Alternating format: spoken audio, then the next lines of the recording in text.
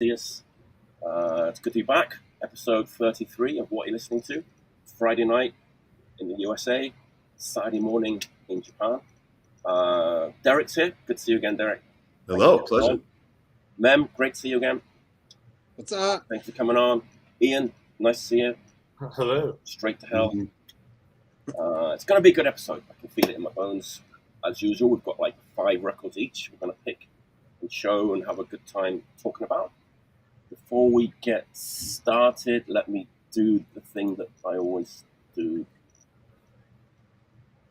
Like and subscribe if you want to.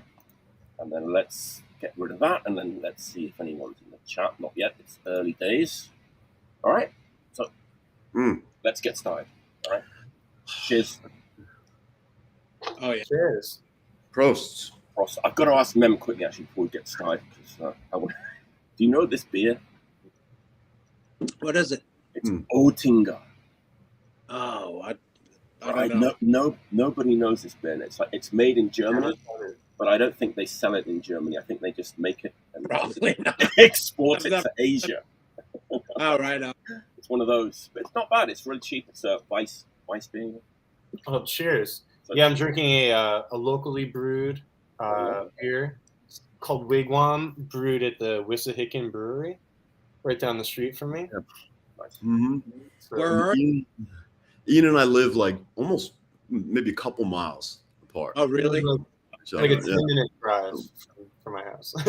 yeah, like the northwest of Philadelphia, like all the old people are moving there. Yeah. Yep. All right. Cheers, Anyway. everyone. Good to see everyone. Cheers.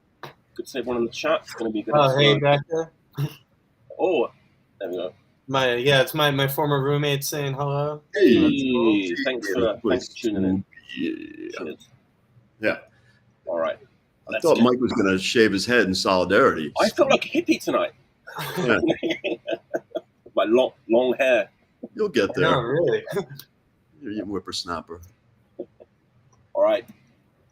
I'm pretty sure, I'm quite confident about this, that maybe you guys did a lot of tape trading, like back in the 80s. I think we probably all did at least a bit of it, right? I'm more of like a 90s Okay. kid, to be honest. You know, I was born in 85. Okay. But sure, I mean, I got into a lot of music through tapes. Even just my friends making tapes of like 7 inches and CDs or records or whatever they had, and yeah, like making tapes was definitely a way we learned about stuff. Wasn't part of the 80s tape trading culture, Right. which seemed a little bit more of like the time to do it. Yeah, I mean, I was unemployed at the time, so I wasn't really buying records too much. So I used to spend all my like dole money on like tapes, and just used to look forward to getting like packages of tapes. Anyway, my point is that like I used to get a lot of tapes, and I used to kind of get a lot of like melodic American hardcore. I was really getting into that kind of stuff, like in 85, 86. Okay. Like Scream and Government Issue and all those kind of bands. But the guy that was sending me the tapes hated that stuff. And so what he would do is like, it's like, God, you've asked me to take all this stuff again. I have to listen to this stuff. It's like, let me give you some good stuff. And so what he would do, he would put like rehearsal tapes of like thrash metal bands and stuff, which I was like, Jesus, this is unlistenable to me, like these rehearsal tapes and live tapes, which have already been like dubbed 10 times and sent around the world. You guys know what I'm talking about, right? No. But every now and again, you'd get a good one, It's like, oh man, this is like really, really good. And I hadn't thought about this since 1987. When I was in the record store the other day, it just popped out on me. I'm talking about this band. Soothsayer. Not familiar. Oh, yeah. It's very good. It's one of the best of the era, I want to say. For those like underground like demo tapes. Yep. For thrash, like unhinged, about as extreme as you can get for like thrash metal. It's crazy. And I saw it, I was like, I remember that. It was on the end of a Government Issue album, like that I had in like tape in like 1987 or whatever. It's like, yeah. Excellent. I guess. Look at that too. You have it? Yeah. I don't have it, but I No. think I have something from them. I don't remember what I have. I think it was on Nuclear War Now. Yeah, that's it. It's Nuclear War Now. Reissued it on vinyl. Maybe Maybe I haven't even. Yeah, and then what? Side A is the demo. Side B is a live show from like April '87, which I actually haven't listened to yet. I just keep playing that A side over and over again. So good. It's like really one of the best demos from that era. It's great, nice package. It's got, you can't really see. Oh, it. nice gatefold. It's got all the flyers, and it's cool because they played with like DRI and Possessed and Ludichrist, you know, back in the day. Yeah. Crumbsuckers and the Doughboys. They played with the Doughboys. Great band. Great band, which is weird. Melodic. Yeah, so Melodic. Doughboys and Soothsayer together because they're both from Montreal, right? So I guess that's why they were both like local bands that come out. This is a Face Melter from like 1980. Great record. If you like thrash, it's a no-brainer, really. Thanks to Nuclear War now, you can hear it again. Sounds great. Did a good job with it. I got the Die Hard, so you get like the patch and the sticker and the really nice booklet actually. Yeah, he makes really nice packages. Very nice. He actually was one of the first guys who got into that whole Die Hard business. Right. And then I remember, you know, and then you had labels like Rise Above from the UK. They did Die Hard really early on. Yeah. But it became a thing way after these labels actually revolutionized that whole concept. So, yeah, he's one of the, especially for extreme music, he's one of the first guys. I think he's Japanese, too. Yes, he's Japanese, yeah, but he's been living in the States for he's been living here forever, yeah.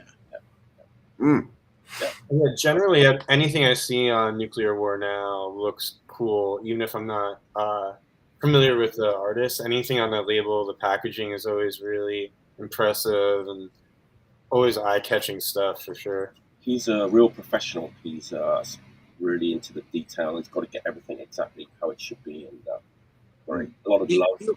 He will write me from time to time because, you know, I'm probably the oldest in the group, but so he'll always pick my brain about stuff that's so obscure. And like, either I don't remember it or I don't know it. And I'm like, it's so far out of stuff that he'll ask me. And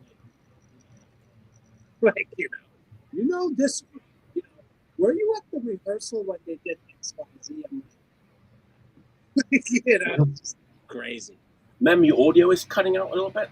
Really? Yeah. Is it better now? Yeah. Maybe you have to turn up something. Okay. Turn up a little. How about this? Everything louder. Good. Turn it up to 11. All right. You can just make 10 louder.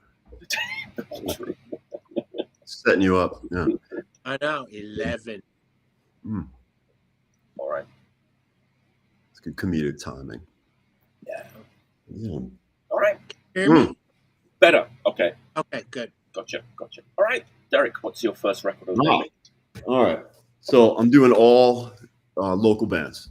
Cool. Because I was legitimately like on a tear and listening to a lot of newer local bands and also like discovering more. I'll explain in a second. So this is Delco MFs. I don't know what the MF stands for. Who's to say? But what's the MF? So this is, are you familiar with Dark Thoughts? It's a band I've been trying to find their records, but I haven't been able to find them. Yeah. They're more like, I mean, they have their own thing for sure, but I guess kind of Ramonesy. So you get the picture, like that kind of thing. But Jim, the same singer, he's got a cool, like kind of croon voice. But this is nasty. This is like super blown out, distorted. Have you ever seen this band, Ian? No, I haven't seen them. I see their name on flyers all the time, though. Yeah, it's Jim from Photo Club. Dark Thoughts. I've met that dude, like briefly, but yeah. And I don't know how to describe it, but there's a handful of bands from Philly where everything is, and I'll tell you in a second, they're all a handful are recorded by this woman Trish Quigley in like New Jersey, and I think it's all analog, but it's a familiar kind of sound. Every band sounds different, but it's ultra like harsh and blown out, and but Jim can really sing. But this is just like, I get the impression it's like a project where he can just go off, and it's so good. Like it makes me feel like even the most like cut to the chase, fast, brutal bands I've been in were like too pretentious and too like, you know, this just goes right into it, and it's kind of I don't know how to describe it, but fast, like early Poison Idea, Jerry's Kids kind of thing, but almost like low garage rock recording, like kind of lo-fi, but you can hear everything. It's just immediately shreds. And so yeah, Trish recorded this, and the drummer from Dark Thoughts, who's also a really good kind of like basic punk drummer, but he's in a few other bands, and he's in this other band, Kinetic Orbital Strike, who are the same recorder. Have you heard of them? And so listen to them, and there's another band I'll mention, same thing, kind of similar sound, like ultra fast and raw, and not D-beat at all, like almost like if mid 80s Jerry's Kids stuff was like just run through one of those metal things that crushes everything, like just so brutal. Yeah, Kinetic Orbital Strike is, I think, like the pinnacle as far as her recording style. It's so heavy, but it's not clean. It's just super harsh. She recorded Gel, I think, too, who and their recording sound, they do sound really well produced, but still heavy. But this stuff is more, you know, obviously intentionally blown out, like way in the red. And so, yeah, it's not high fidelity, but I wouldn't like them as much if it was, you know, but they know what they're doing. They're not high school kids who are just, because that sometimes can be exciting, but they're really solid, even if it's not, you know, a slick recording. That serves them well. So I'm going to see them in a week or so. It's like, because I've never seen them live, but they're great people. And I was saying, yeah, Dan, the drummer, is also in the Kinetic Orbital Strike, and he's a nasty drummer. Like it's just all fills. It's all kind of like South of Heaven, like every couple measures, and it totally adds to it because the toms are mixed really loud.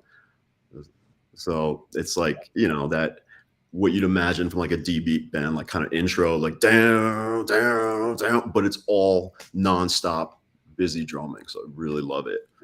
Yeah, definitely check these out. There was only a couple hundred, I think, maybe 300 printed, and it's super stripped down. There's nothing in here. It's just like a very basic, and that kind of goes with the no frills style, where every song is just a gnarly wreckage, like super, like full of rage, and but not bratty. You know what I mean? It's just kind of like if you get into a nasty argument with someone, and then it just goes way too far over the top. And just like super harsh. I love it. Yeah. That's pretty new, right? Yeah. This is all they have out so far. Yes. Right, that's the first time to see that on the channel. It's good to get new things seen before. When did that come out? Last year? This year? Yeah, it just came out like maybe a couple months ago. Oh, okay, cool. Mm-hmm. Yes. Looking great. Yeah, on Bandcamp, you can find it pretty easily. It comes right up. And Delco is Delaware County, just outside of Philadelphia. So it's known. There's a lot of kids in that scene, and it's kind of like, you know, some areas it's, you know, kind of had a good sense of humor about it, sort of being like kind of working class, trashy, like. So yeah, people from there, and kind of a lot of local pride and tongue in cheek, you know, kind of attitude towards it. So yeah. Cool. Absolutely. Cool. All right, Mem, what's your first record? So I go the complete opposite direction. My first pick. Nice. So lately I've been getting a lot of things that I've been trying to get for a while. And I finally got this record. November. I think they're from Sweden, right? Yes. And it's fairly hard to get a really nice copy if you don't want to spend like hundreds and hundreds of dollars. So I lucked out, and I found this guy who had a really nice copy. You know, but that's considered cheap for a nice. It's like heavy psych stuff at the time. It's way ahead of its time. I think it came out in 70 or 72, one of those two. It's very heavy, and it's probably the heaviest record out of Sweden from that era. And it's, I was turned on by a fellow Swede, not the band. So, I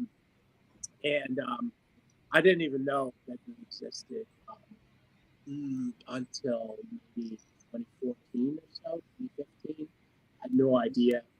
I heard it. I immediately loved it. It was super heavy, and then I was on the hunt, and the hunt took me about almost a decade. So, yeah. What's that? German? Swedish. Read the title. Oh, you said that. Yeah. Swedish. When's it from? The band is called November, and the it's called. So, yeah. Umlaut City. Yeah, but they're really. I mean, if you find a copy that's reasonable, I would highly recommend it. Not just out of historical reasons, but it's just a record that you put on, and immediately you're into it. Like there's no bullshit. It just grabs you right off the bat. And I don't really care if you're into punk rock, heavy metal, or whatever the hell you are into. You can immediately sense that it is a special record, and it's just really good. And I've got it some time ago now, maybe 2 months, and I just couldn't put it down. Mike knows probably my room is, I have about 7,000 records or plus. I mean, I got a whole basement of records. So, and I just can't put it down. So, highly recommend it if you can get a good copy. Yeah, I'm familiar with that record. I have like a CDR of it. I've never even come across a copy.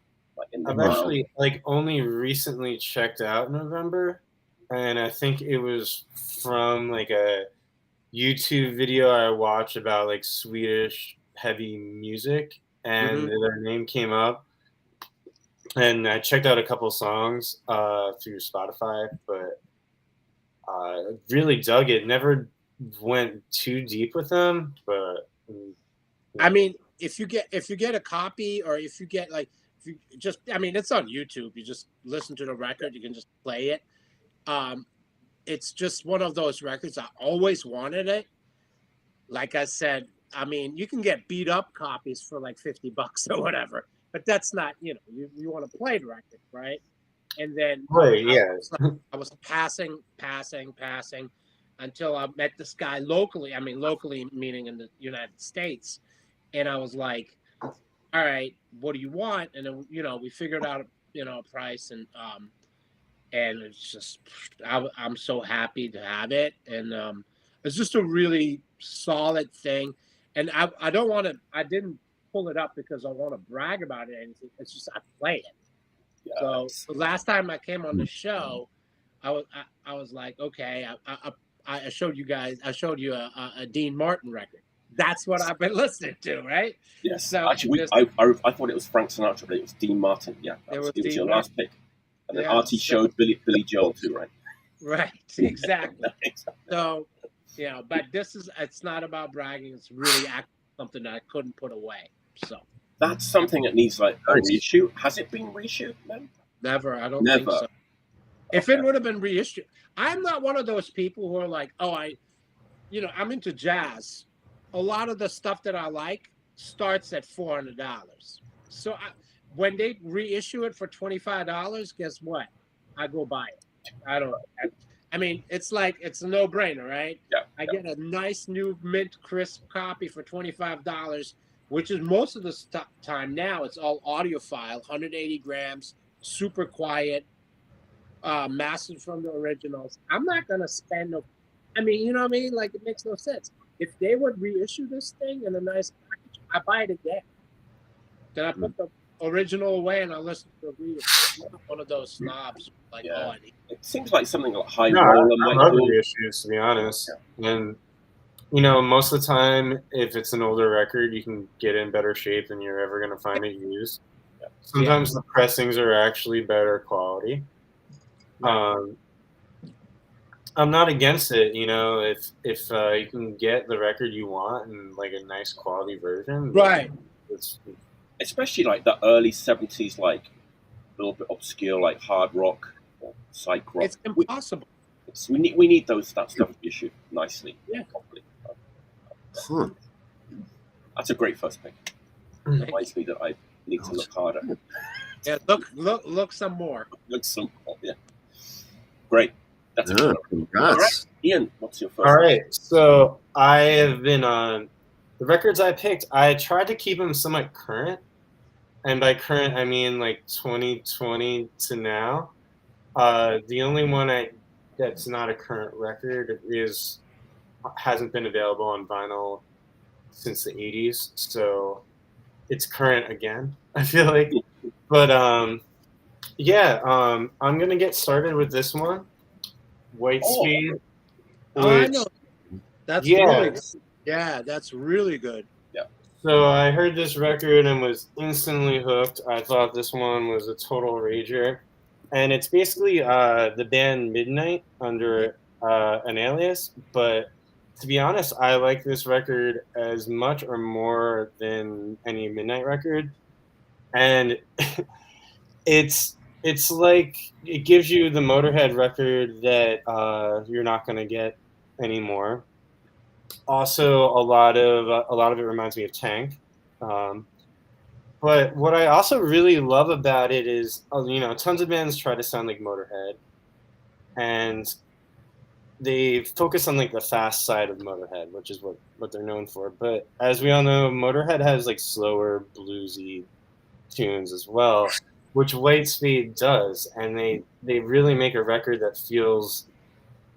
It takes you on a journey. Some of the riffs remind me of something that could be on Bomber, but also Another Perfect Day. So they really get it. And it was funny because, Midnight already sounds so much like Motorhead. Well, really, they sound like Venom, I guess. But, I didn't think they could sound more like Motorhead, but they did it. So I was psyched to get this one. I'd really recommend it for anybody that digs Motorhead or Tank or anything like that. And if you're into Midnight, obviously I'd recommend checking it out as well. But it is a different vibe. And like Midnight has their whole satanic thing, and I often wonder if they somehow like resurrected Lemmy through one of their black magic rituals or something, and maybe had him help ghostwrite this record because it's that good. That you nailed it. They do understand that like it's not like a one-trick pony. That's like there's much more going on than just like the speed and the pressure. Ian, I need to send you some. I have a side project outside of Exumer. It's called Spade, and I have it with. The music is written by a Japanese fella. He's in a band called Church Mystery, and we did that type of approach in 2018. And I'll send you a CD or a record. Oh, please do! I'd love that. Yeah. So it's and the blueprint is basically Overkill and Bomber. So yeah, I mean it's pretty and Mike knows the album. I have it. We stick very much to that blueprint, right? We don't. So there's a lot of bluesy stuff on it. It's actually not as fast at all. I mean, there's some fast tracks, but there's just that straight up blues. Oh, I love that. Dig that, yeah. It's weird. I showed that Curtis Knight record last week, which is Fast Eddie Clark played in that band 4 or 5 years before Motorhead with this guy Curtis Knight, and you can already hear like his like classic Eddie Clark guitar tone in like 1973 or whenever it was. Like that has its real like the bluesy side. Like, check out that record, Curtis Knight's Zeus. There's 2 albums out. I'm getting all sorts of good recommendations. I love this. This has been great. That's the roots of the bluesy like side of Motorhead, you know. 1973, something like that. Oh, really? Yeah, Mem cut out a couple words. Mem's audio is great, and it kind of goes quiet for a little bit. I don't know why. Just a little bit, but it's fine. But yeah, I want to check out that band too. Yeah. But yeah, White Spade, the vocals are really great. Like for kind of like a black metalish singer that just kind of thing. Like he's got and like really funny.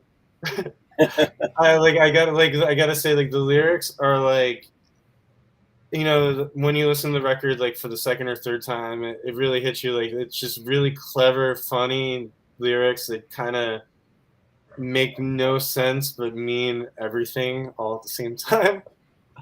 Like your lyrics. Well, in a way, but they're not. They're their own thing. Yeah. But yeah, really, that's all I can say is like the lyrics really are like funny without being silly, and just really clever. And yeah, I can't say enough good things about that record. I've really been hooked on it since I first heard it. Quick question: Have you guys met Jamie, the guy behind Midnight? No, not personally. No. He is the sweetest. He's super sweet. They're on the same label, and I mean I've known him for some time, and he's the complete opposite of what he portrays. He's like the sweetest dude you'll ever meet. I mean, super nice, super.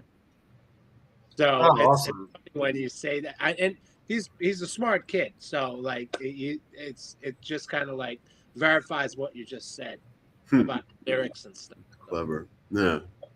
Nice. I love when that happens. Yeah, I love it. I want to get him on the show. I'm trying to hunt him down. Like he's busy though. Midnight are a busy band. Yeah. I'd like to pin down. Yeah.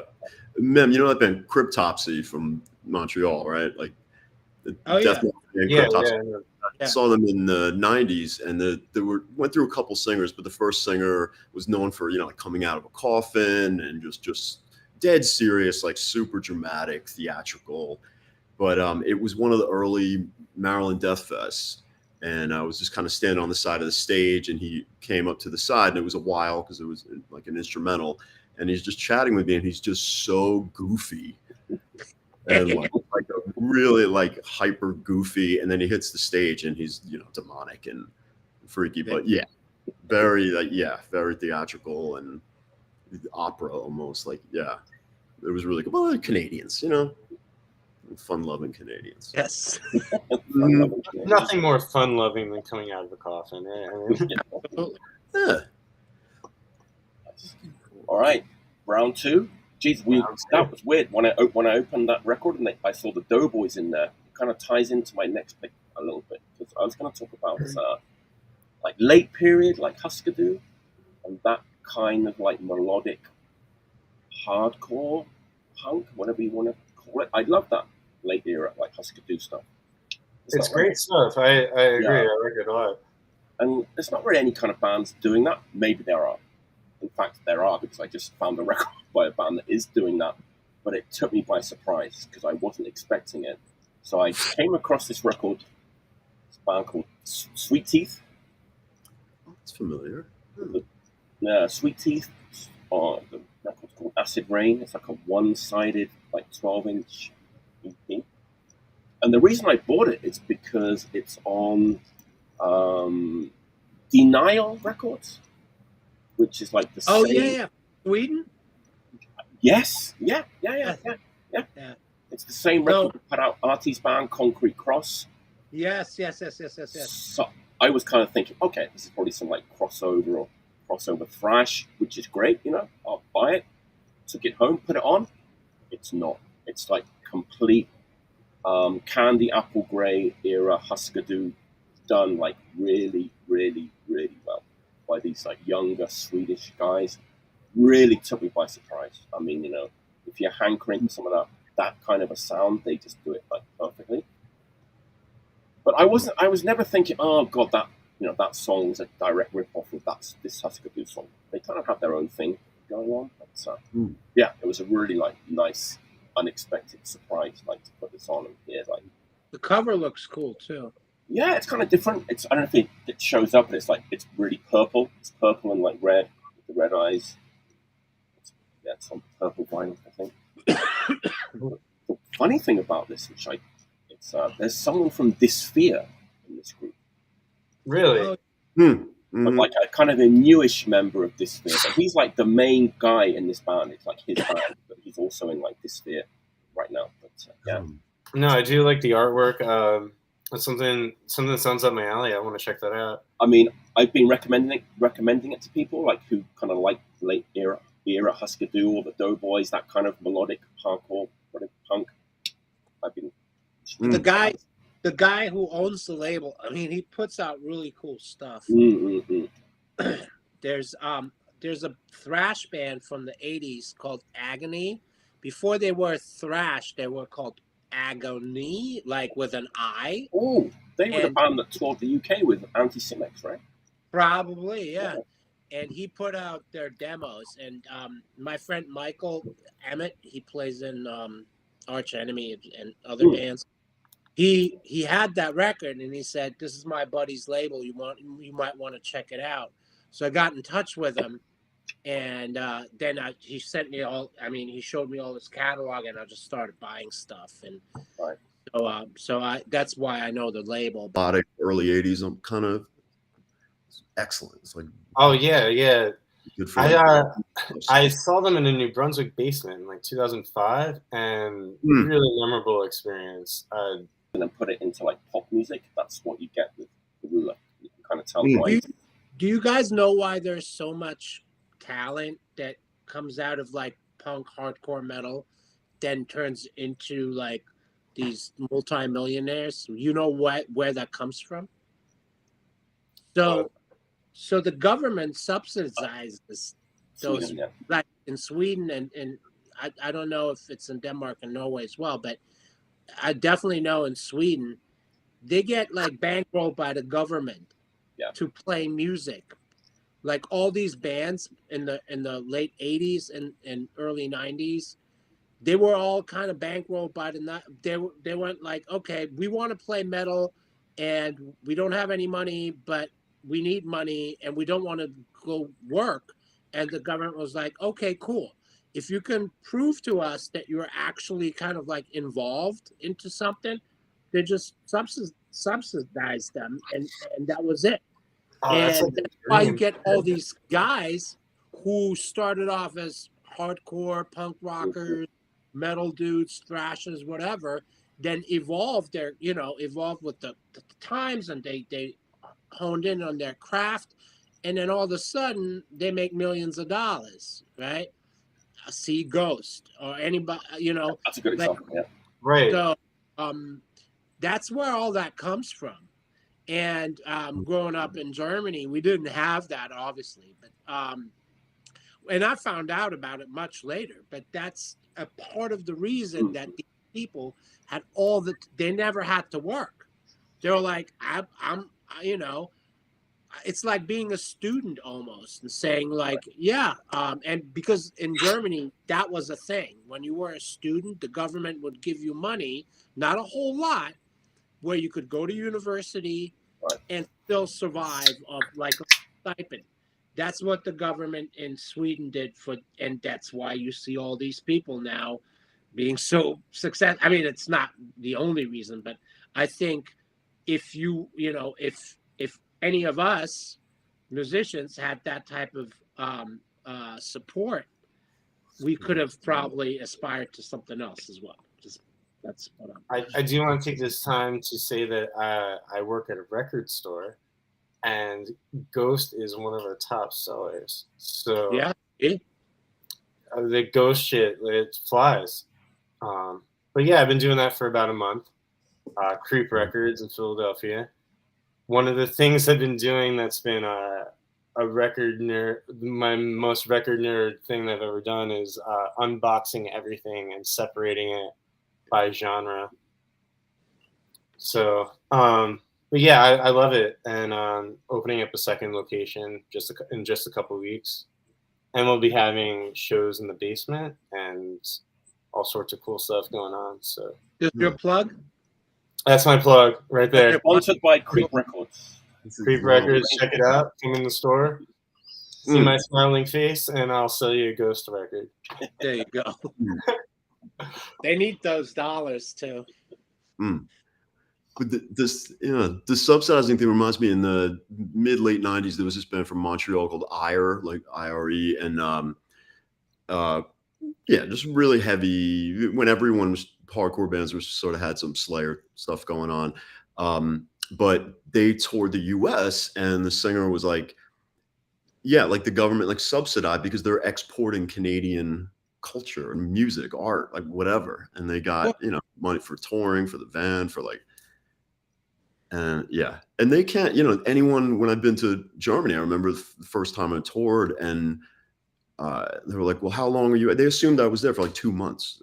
And I was like, this is my vacation. Like 2 weeks is like the whole year. It's like, and they're just totally shocked and blown away. Yeah. Different lifestyle.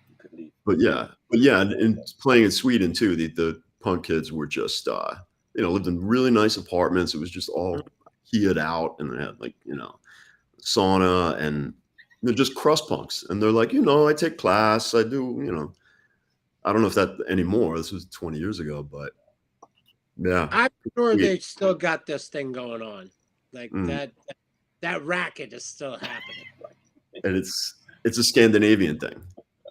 100%. Oh yeah. Okay, Derik, what's it? Oh yeah. Okay. All right. So now we're talking, this band's been around since 99, but they broke up and came together and wrote another record, Rambo. You familiar with it?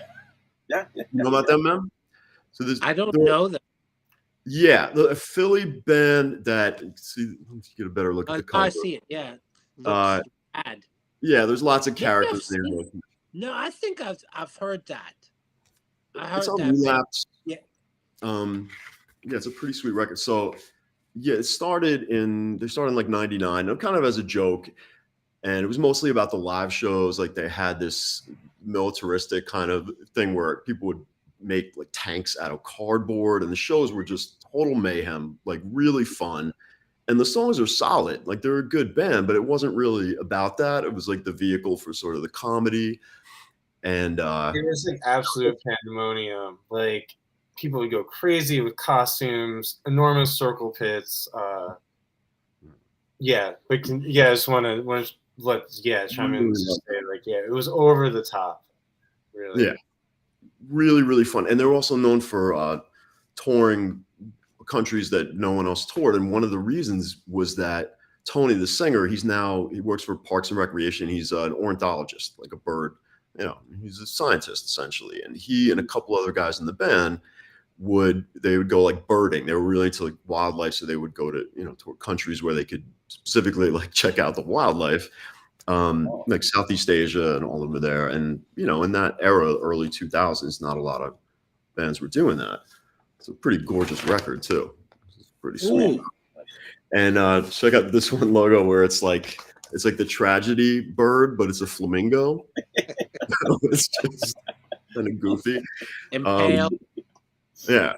But so Tony lives in Philly, but the guitarist Andy is in LA. He's a cinematographer. Like he's a pretty well-known cinematographer, Hollywood level guy. And I think he just was out of hardcore and into that. And then just everyday life and stuff that he just needed an outlet to get back into it, to write punk songs. And this is him and Bull, but this is like, there's still humor in it. I'll send you a video. There was a video I was in where it was kind of like the end is nigh, like Bill Nye, the scientist, the science guy, they call him. Like it was just all about how, the anti-science kind of attitude that a lot of Americans have. And since Tony was, like in that world, he was kind of pissed that even in the punk scene, kids would still believe things that weren't evidence-based, that were either, you know,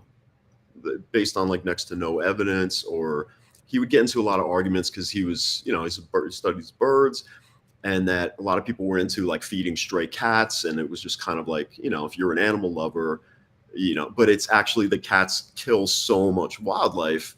But he got into a lot of fights over that, even though he was on the side of like, you know, nature in general and not. But yeah, so that's what a lot of this is about, and it's definitely more serious. It's definitely, and but musically, it's awesome. Like everything, you know, it's hardcore. There's some kind of melodic crust stuff, almost tragedy-esque, but like as crusty as it can be, the vocals are all like doubled up, almost like everything is like gang vocals. So that like 80s hardcore kind of just the choruses, but the whole thing is like that. And Relapse put it out to, you know, give some money to record. And they got this guy, Jared Shabelson, on drums, who's now a session drummer. Like he played with C.E.L.L. There's an example, but he was from New Jersey. Wow, okay. You know, he's on that. And he played in some hardcore bands like Painted Black from Philly. And just a monster. We were just talking about that band last night. We were just talking about Andy and Painted Black and then Ceremony and all that stuff last night. Right. Came up in conversation. Yeah. And so there's lots of guests. There's like John Baisley from Baroness, and there's just lots of people that came together on this. And yeah, even the lyric sheet, even the insert is like an academic paper with like references and everything. So that's kind of part of the theme. But there's always humor involved. And yeah, it's just like stands on its own as a really great hardcore record. Like it's super catchy and it's really smart. And it's cool because it comes from, you know, people who are now in their 40s, who are professionals, and some of these have families, but they still have that grit and that desire to, you know, have a cathartic experience. But this time, like with old friends, when you're, you know, you're kind of world weary, but, you know, still dedicated to the same belief systems, but, you know, more into kind of backing it up and, you know, promoting education rather than just like, you know, random nihilistic rebellion. So I think it's really excellent. And they're going to play at some point, but it's tough because they're all over the place. Right. But yeah, old friends. And yeah, I think it was about time to kind of like address that and, you know, just promote, like, if you want to call yourself punk, like do your research kind of thing. But yeah, it's just musically too. It's a great record. I gotta check that out. Yeah. Really nice looking, doing nice stuff. Spin usually puts out really nice records too, like in terms of the color schemes and stuff. So It's kind of similar.